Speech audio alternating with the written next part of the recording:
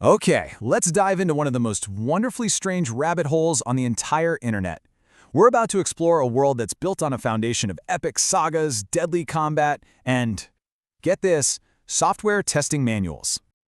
And our story kicks off, as all good stories should, with this completely bizarre and random warning. This quote just pops up in the middle of a deadly tournament, and you know what? It perfectly captures the absurd, surreal vibe of the world we're about to jump into. So here's the setup. We're on the fictional Asian Pacific Islands. The wise shogun Kerbal has a beautiful daughter, Princess Kiki, and it's time for her to get married. So what does he do? He decrees a tournament, of course. The greatest monk from the local karate monastery who can actually survive a series of trials will win her hand. Simple enough, right? Well, the trials themselves are where things get weird. These challenges are pulled from a sacred book, and they are, to put it mildly, unconventional. We're talking about everything from fighting with sausage swords to literally using philosophical debate as a martial art. It just keeps escalating in sheer strangeness. And this right here, this is the central mystery. The sacred text that dictates all these life-or-death struggles for love and glory has a very, very specific title. Apparently, it was discovered in a Tibetan junk monastery, and everyone believes it holds the ultimate tests for a true warrior. So, here's the thing you have to understand. This absolutely absurd tournament isn't just some one-off sketch. No, it's just one tiny piece of a much larger, much weirder world called Banalotopia, which is actually a long-running German art project. And when I say it's a universe, I mean it. Banalotopia is this sprawling multimedia project.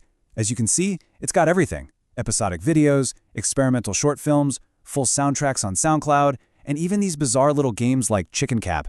It is a chaotic and wonderfully creative world. And this table? It really drives home the project's chaotic nature.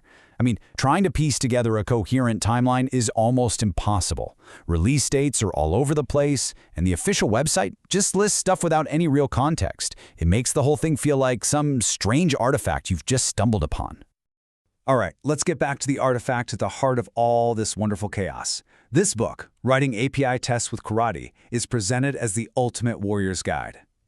Inside the story, this book is treated with absolute reverence. The narrator explains that its trials are so incredibly difficult that only the most elite monks could ever hope to understand them, let alone survive them. For them, this book is basically the Holy Grail. But what if I told you this sacred text isn't just real, but that you could go buy it on Amazon right now? Because the truth behind this book is the entire punchline to this whole epic saga. Yep, it turns out Writing API Tests with Karate is a real, highly technical programming book published by Pact. It has absolutely nothing to do with martial arts or princesses or fighting with sausage swords. You see, the karate in the title isn't a fighting style. It's an open-source software framework that developers and quality assurance engineers use. Its whole purpose is to automate the testing of APIs, just to make sure different pieces of software can talk to each other correctly. So instead of ancient warrior wisdom, the actual book is filled with chapters on integrating tests into something called a CI/CD pipeline, using tools like Maven and Docker, and understanding JSON payloads. As you can tell, it's written for a completely different kind of expert. So, this entire epic tale of love, death, and philosophical combat is all based on one massive, hilarious, and ultimately fatal misunderstanding. These poor monks took a programming manual and interpreted it, completely literally, as a set of divine trials. The video's own narrator admits the whole mix-up right at the very end, but only after every single one of the monks has died trying to complete the trials. The sole survivor? A monk who couldn't even compete because he had an alcohol problem. He gets the princess by default. And this, right here, gets to the very heart of the project. Its name, Banalotopia, is basically its mission statement. It's all about creating these legendary utopian sagas from the most mundane, most banal parts of modern life.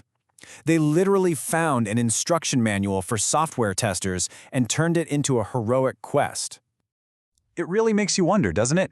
If a software testing manual can become a sacred text for karate masters, what kind of epic adventure is hiding inside an IKEA assembly guide?